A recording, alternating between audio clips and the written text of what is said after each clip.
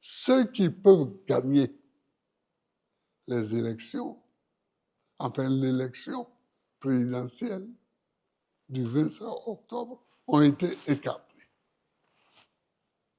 Il faut dire les choses clairement. Ceux qui peuvent gagner ces élections ont été écartés. Je n'accepte pas ça. Ce qui fait que ce qui va se faire le 25 octobre, ce n'est pas une élection. Qu'est-ce que c'est alors? C'est un coup d'État civil. C'est un braquage électoral. C'est un coup d'État.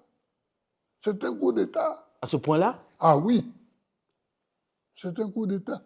J'avais déjà dit un jour où je parlais à la presse en parlant des amis de l'AES que certains traitaient à tort de putschistes, de ceci, cela. Que vous voyez en Afrique, il y a push et push. Il y a le push civil qui sont souvent à la base des pushs militaires. Ils ne respectent pas la Constitution. Dans notre Constitution, il est écrit très clairement, très nettement, très notoirement que un individu peut faire un mandat et peut en faire un deuxième. Et c'est fini. Mais c'était dans la Constitution précédente. Non, même dans celle actuelle. Qui annulait les deux premiers mandats. Même la Constitution actuelle, il a repris ça. Ça veut dire que dans la Constitution actuelle, on tient compte des précédents mandats? Ah oui, et c'est écrit aussi. Il faut tenir compte de ce qui était écrit dans l'autre Constitution concernant ce sujet-là. Mais alors, comment expliquer que toute la classe politique n'ait pas pu dénoncer si c'est véritablement un braquage, comme vous le dites, si c'est un putsch constitutionnel, comme vous êtes en train de le faire remarquer, avec toute la classe politique que compte la Côte d'Ivoire, comment est-ce que ce n'est pas entendu? Moi, je n'en sais rien. Mais en tout cas, beaucoup dénoncent ce braquage. Beaucoup dénoncent ce braquage, ce coup d'état civil. Mais président, on va aux élections là, et les gens ont été candidats, Oui. des gens de l'opposition. Déjà, j'ai envie de comprendre, je ne sais pas si en Côte d'Ivoire on souffre du même syndrome que l'opposition camerounaise. Comment expliquer que malgré tout ça, vous n'ayez pas pu avoir un candidat unique qui puisse défendre ce que vous dites? Si vraiment il y a braquage, les gens se seraient peut-être alignés derrière ce candidat que l'opposition aurait choisi. Mais pourquoi voulez-vous qu'on choisisse un candidat? Il y avait au départ 60 candidats. Une soixantaine de candidats. Oui. Il y avait une soixantaine de candidats. Les gens se sont présentés. Bon, parce qu'en ce moment-là, tout le monde pensait qu'il s'agissait d'une élection. Vous pensez qu'aujourd'hui, on ne pense pas qu'il s'agit d'une élection? Non. Et alors pourquoi ils y vont? Ah, mais ça, c'est leur affaire. Allez leur demander. Moi, j'ai envie de comprendre. Un journaliste très connu, très... Oui, alors, vous pouvez demander à ceux qui y vont. Mais en même temps, Président, vous avez créé un cadre dans lequel vous discutiez avec l'opposition. C'était bien pour aller aux élections. Vous avez discuté avec un certain nombre de membres de l'opposition, des partis de l'opposition. Oui. Pourquoi est-ce que vous n'êtes pas arrivé à un consensus alors, pour avoir un candidat qui aille vraiment vous représenter dans ce scrutin? Ce n'était pas l'objectif. C'était quoi l'objectif? L'objectif, c'était de savoir, après notre élimination, qu'est-ce qu'on faisait. C'était ça. Et vous n'êtes pas tombé d'accord? Ah si, on est tombé d'accord sur le fait qu'on ne soutient rien, on ne soutient personne et on ne soutient même pas la dynamique électorale. Alors, Monsieur le Président, Voilà. dans votre propre parti, le PPACI, Oui, il y avait une idée de plan B, oui, représentée par M. Domelo. oui.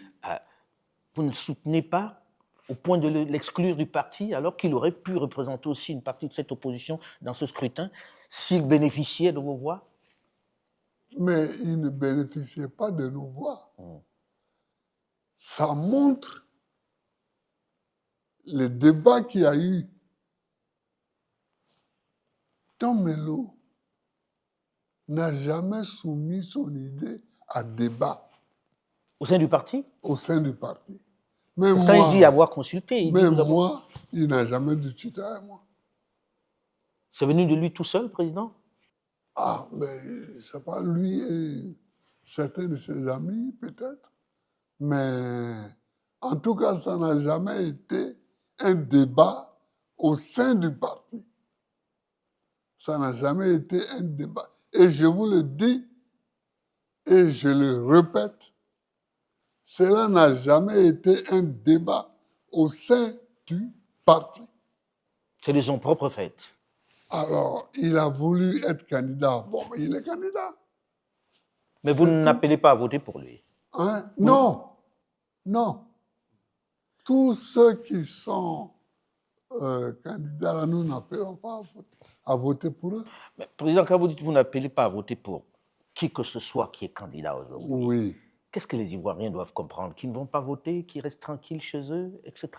Est-ce que ça ne risque pas d'envenimer la situation? Il faut que les Ivoiriens comprennent que Gbagbo Laurent n'appelle à voter pour aucun des candidats qui est en liste. C'est ça. Président, ça veut dire un boulevard pour le président Alassane Dramane Ouattara. Peut-être. Peut-être. Mais un coup d'État, c'est toujours un boulevard. Vous appelez Un ça coup carrément un d'État coup d'État. civil, c'était toujours un boulevard. Vous êtes opposé becs et ongles, de façon imagée, contre ce 4e mandat du président Alassane Dramane Ouattara. Oui.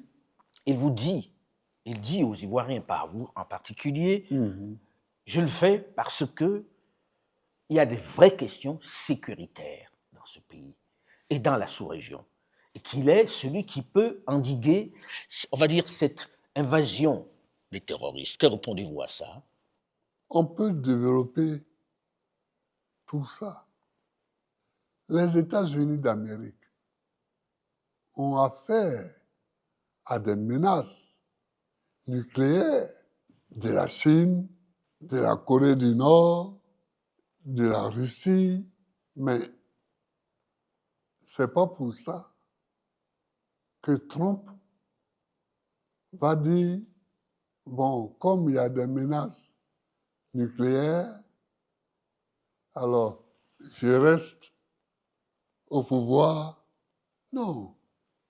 Cessons d'être nègres, parce que c'est pour ça qu'on se moque de nous.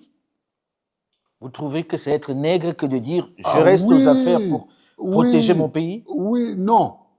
Je reste parce qu'il y a des menaces. S'il y a des menaces, un autre président élu peut aussi s'occuper, faire face à ces menaces-là.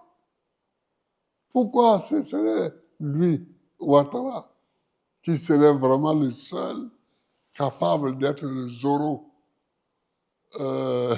de la situation? Peut-être parce qu'il comprend mieux la situation que les autres Oh, et qu'il oui, estime que dans l'opposition, il n'y a pas... Mon œil. Et là, je vous le dis, mon œil. Mon œil. Alors, Président, on dit Il y a aussi... toujours une menace contre un pays. Il y a toujours une menace. Est-ce que vous avez connu ces menaces, vous, Président? Hein? Est-ce que vous avez connu ces menaces lorsque vous étiez... Mais moi, j'ai connu même la guerre. J'ai connu la guerre. Est-ce que la rébellion, ce n'est pas une guerre terroriste, ça? La rébellion? Mais j'ai fait face. Alors, le président Ouattara dit aussi qu'il a son bilan pour lui. On l'a écouté pendant les meetings. Oui, Et c'est assez clair. oui, Il a donné des infrastructures, des routes, oui. des hôpitaux, des écoles. Chacun voit la Côte d'Ivoire qui est en train de changer.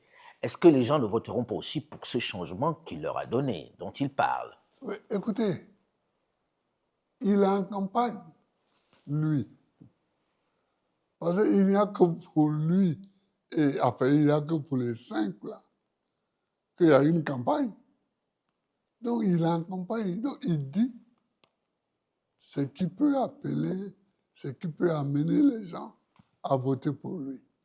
Qui sont des choses que l'on voit, Monsieur le Président. Oui, mais moi, j'ai gouverné ce pays avant lui, avant Alassane. J'ai gouverné pendant 10 ans. Vous pensez que Quand vous avez le je même suis bilan? arrivé au pouvoir, quand je cherchais le pouvoir, j'ai dit aux paysans, donnez-moi le pouvoir pour que je vous le rende. Quand j'ai été élu, je leur ai rendu le pouvoir sur le café cacao, sur la gestion du café et du cacao. J'ai donné aux Ivoiriens la liberté. La liberté. La liberté. Vous voyez, les journaux se sont multipliés. Et s'il vous plaît, je cherche un journaliste qui peut dire que Gbagbo m'a mis en prison à cause de mes écrits. Vous avez le sentiment qu'il y a un recul de la liberté aujourd'hui? Ah oui, il y a un recul de la liberté.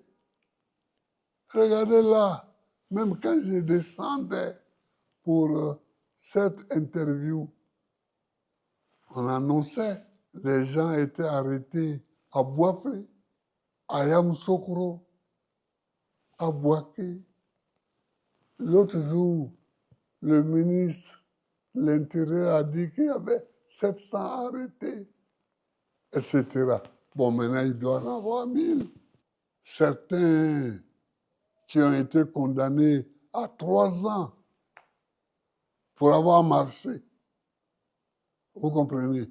Non, on ne voyait pas ça sous moi. Et pourtant, il y avait la guerre civile contre moi. Mais j'ai apporté la liberté. Je ne réagissais pas comme Alassane réagit. J'ai apporté la liberté ici. J'envoie souvent les gens en prison, à la Maca. Mais ils ne sont pas tous à la Maca. Donc, je ne sais pas encore exactement où sont les autres. Mais pour ceux qui sont à la Maca, enfin, qu'on appelle aujourd'hui le PPA, comme par hasard, hein, j'ai dit un jour que ça veut dire que tout le PPACI est appelé à aller en prison. Alors, mais j'en vois souvent, chaque semaine, quelqu'un va les voir. Quelqu'un va les voir. On a des militants, mais on a aussi des gens qui ne sont pas nos militants et qui sont là-bas. Alors, il y a eu des amis, des camarades qui ont été arrêtés, des jeunes, et ils ont été emmenés à l'hôtel Sobroco où, disent-ils, ils ont été interrogés par un blanc barbu. D'où il sort? Vous pensez qu'il y a des mercenaires, que c'est sous-traité, les interrogatoires? En tout cas, je me pose beaucoup de questions. Parce que ce n'est pas une fois qu'on m'a dit ça, c'est au moins 3 fois. C'est qui? Il n'est pas de l'armée nationale de Côte d'Ivoire, il n'est pas de la police, il n'est pas de la gendarmerie, parce que bon, on connaît, hein, il n'y a pas de blanc.